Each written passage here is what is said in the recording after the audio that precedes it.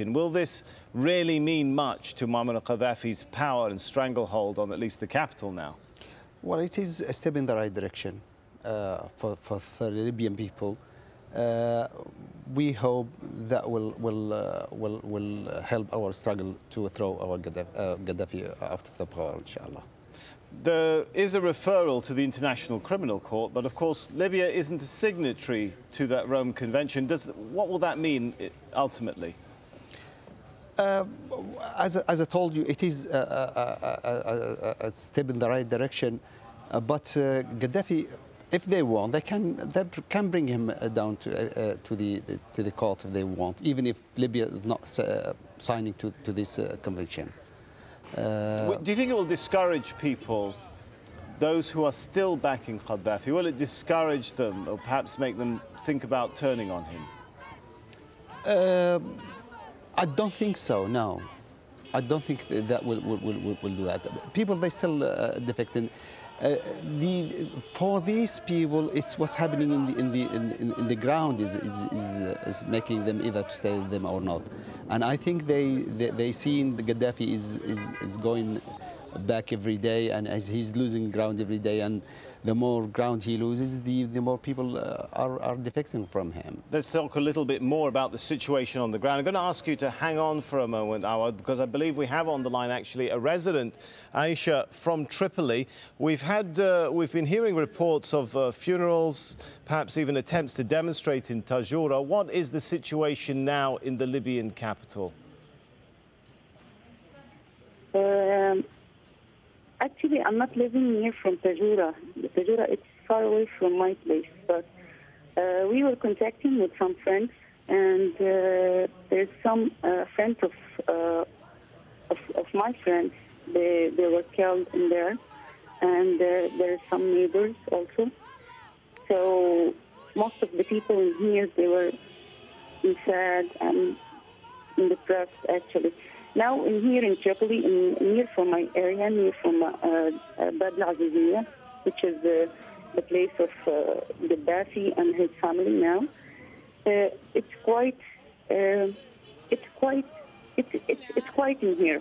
For 2 nights now, there is no gunshots near from my place. But most of the people, they are afraid to go out after the sunset. The shops. They just opened for since 2 days, and we are trying to save as much as we can, food and medical stuff and all the necessary things for living. All right. You mentioned that you're close to Bab al-Azizia, which of course has the compound of senior military people, Gaddafi's base. Yes. Does it look like security around that area, around that compound, has increased? There is a lot of security. Now, if you want to go to the downtown, it's supposed to be just 10 minutes from here to the downtown. To pass, maybe you will pass maybe 11 or 10 stops, checkpoints, security points. They asking for the passports, they asking for the phones, and they checking also our mobiles. Are people worried that ultimately those forces outside of Tripoli, opposed to the current administration, are going to make a push for the capital? Most of the people, they are afraid to go around Tripoli, and there is a lot of families out of Tripoli. They cannot go in. My father is stuck in Zawiya. He was there for there is a friend of his who was died in there, and he's stuck there for 2 nights. We can't see him for 2 nights. It was quite dangerous, yes. All right, Aisha, we wish you all the best in trying to hook up again with your father. Let's continue with this discussion. We have Awad Tajuri here in the studio. As we heard from the caller there that we were speaking to inside Tripoli, clearly a lot of security around Bab al-Azizia. How much of the capital is securely in his control now? As we've heard, It's not much. He's still in control. I didn't hear what Aisha said anyway, but our sources says Gaddafi now he controls about probably 12 square kilometers. That's all in his control. Even some people suggested that when he made his last speech, he came from a tunnel from Bab AlJazeera to where he made his speech. I'm not sure. I can't confirm that. And if this is true, this is show you how he moves even in the capital. He claims, and his son claims, that they control. As I'm sure you know, a rival administration has been set up by the former Justice Minister. How much support does that have within the country? Oh yes, very, very much. They have all the support of the people, even from the eastern regions. They all backing this council, so-called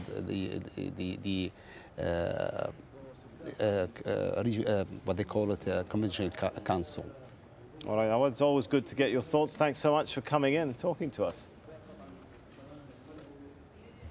Well, prior to that vote in the United Nations, the US had toughened its approach to the Libyan leader. In his strongest words yet, President Barack Obama said it's time for Muammar al-Gaddafi to step down. But in a statement, he said, when a leader's only means of staying in power is to use mass violence against his own people, well, he's lost the legitimacy to rule and needs to do what is right for his country by leaving, and leaving now. Well, meanwhile, protesters have taken control of most of eastern Libya and are closing in on the capital.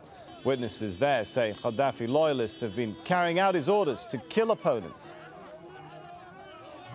Libya's oil production has dwindled as expatriate workers scramble to flee the ongoing unrest. The mass exodus of foreign workers has had a knock-on effect across the oil and construction industries. In some parts of the country, work has ground to a halt in recent days. Well, in Benghazi, residents are trying to rebuild after more than a week of violence. Banks are reopening, but many shops are still closed to mourn those killed in the demonstrations. Well, much of eastern Libya is now in the hands of demonstrators. And as I mentioned earlier, Libya's ex-Justice Minister, Mustafa Mohammed Abdel Jalil, says he's going to help form an interim government based in Benghazi. Well, Nadeem Barber now reports on the government's efforts to convince foreign media that everything is under control. A family and a community in grief.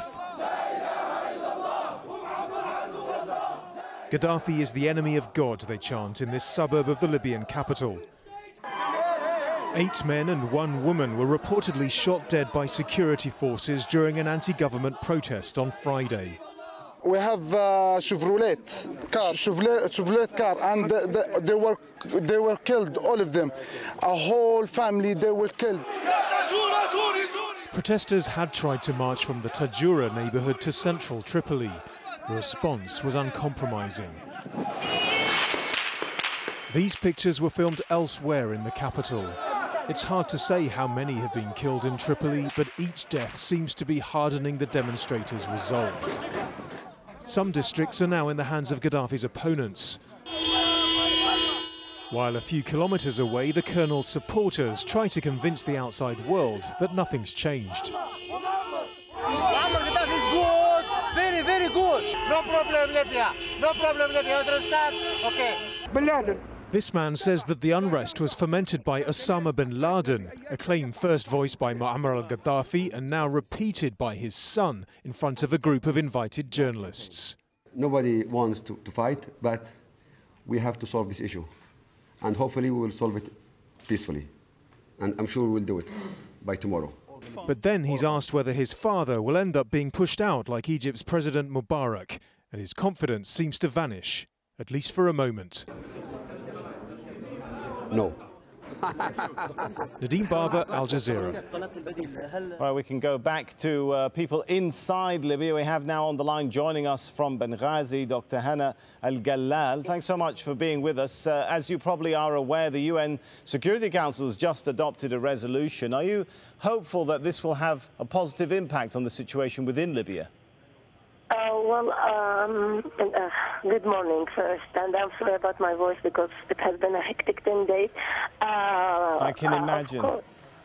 I'm sure it is. It will be considered a victory, and it will boost our energy, especially for the people in Tripoli, because as long as the international pressure is mounting on him, at least we have more and more hope, because he has a strong grip on Tripoli, and this would give them, more faith of that, that his days are shorter than ever, and that the whole international community is with us, and to have the Security Council also condemning him and limiting and freezing his regime's assets. All this is perfect for us, yes. Well, I understand you're also a legal expert. How will the freezing of his assets, how will that impact his ability to function?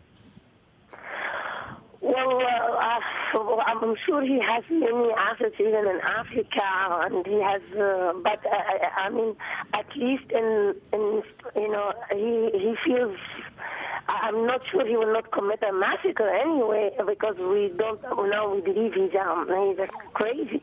But at least for us, it will help us to keep on going, that knowing that all the international community is with us, and that it's good also for that reducing the many of his regime will probably defect when they will hear this, and more people will say, no, we don't want to be part of it. It's time for us to save ourselves, because the freezing of assets is also on all his regime of the people around him.